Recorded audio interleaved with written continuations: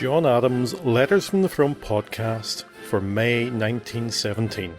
This podcast looks at life in World War I through the letters of John Adams, who was 23 when he joined up in September 1914.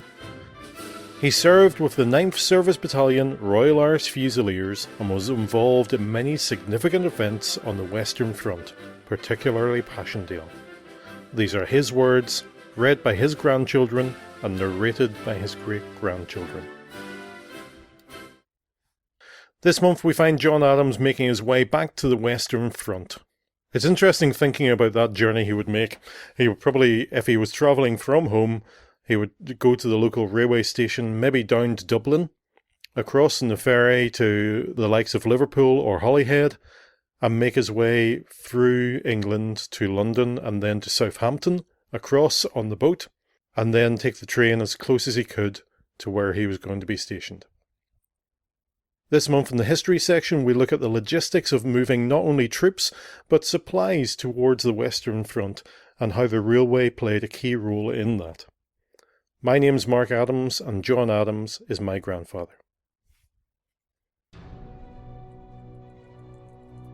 During World War I, there was a need to transport large amounts of troops, munitions, medical supplies, food and much more to the front line. With each division of around 12,000 men, there was a need of around 1,000 tons of supplies each day.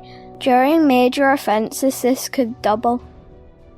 The main way to transport such large amounts of goods in the first couple of decades of the 20th century was by railway. Motor vehicles were still only used for shorter distances, and aviation had only begun to blossom, with the Royal Air Force not created until 1918. Each division would need 2 supply trains with 50 wagons each. This could get within 7 miles of the front line. Therefore, there would be a risk of long-distance shelling from the enemy. While both Germany and France had a railway network to rely on, Britain had to ship across the Channel. During the first years of the war, Britain tried to requisition lorries and buses, around 1,000 of the former and 300 of the latter. The problem with these modes of transport became apparent during the Somme offensive. The closer to the front, the less sure of roads would be, and with heavy rain, many vehicles ended up being stuck in mud. Narrow gauge light railways were set up to bring supplies closer to the front line, but were vulnerable to enemy artillery and small arms fire as they got closer to the front. Small dumps were used at roadsides where horse and mule could collect the material for transport. The last part of the journey was usually made by the soldiers themselves carrying food, water and other supplies to the front lines. On the home front, the government took over the railways to be controlled by a railway executive committee. Organisation was needed to transport 120,000 men and equipment to Southampton by the end of August 1914 and continued to keep the supply links from factory to the Channel open throughout the war. One major challenge was the amount of able-bodied men who volunteered for the war, which left the railways short-staffed. To fill the gap, they recruited women to take on the numerous roles that had previously been barred to them.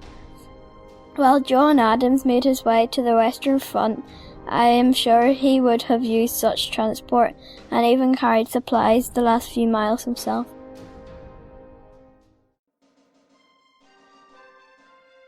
Wednesday, 2nd May 1917, London. Dear Mother, just a line to say I have got so far safe on my journey out to France. I received your parcel all right before I left Newtonards. Many thanks for what you sent me. The weather is still very nice, and I hope it continues. No more at present, your loving son, J. Adams. Saturday, 26th of May 1917, 9th Royal Irish Fusiliers, 19 Camp, 36th Base Depot, Le Havre. Dear Mother, just a few lines to say that I received your parcel all right. Many thanks for what you sent. I thought all at home had forgotten about me. It seems so long from I had any word from home. I do not want you to send me anything out. All I want is for some of them to write me a few lines now and again, and I just had 2 letters from Jeannie since I came out here. You would have thought before I came out I was going to get the whole of Ireland and half of Scotland, but I do not mind. I am happy enough where I am, but as I said before, I do not want anything from anyone. Anything I do here comes through strangers. I am still at the base. All the draft I came out with has gone up the line, so I do not suppose it will take long until I'm going up also. The weather is very warm out here. I believe it is very wet in Ireland at the present. No more at present. Goodbye, I remain your obedient son, J. Adams. Sunday 27th of May 1917, YMCA, on active service. According to the battalion diaries, this postcard was written near Ypres just before the Battle of Messines, which started on 7th of June. Dear Mother, just a card to say that I have gone up the line today, so my old address will find me there. The weather is very hot. It is just like the summer. No more at present. Your loving son, J. Adams. Thursday 31st of May 1917, field postcard. I am quite well. Letter follows at first opportunity. Thank you for listening to John Adams, Letters from the Front podcast. To find out more about John Adams and his family, visit www.johnadams.org.uk/letters. The history of the 9th Service Battalion, Royal Irish Fusiliers, during World War I is taken from Blackers Boys.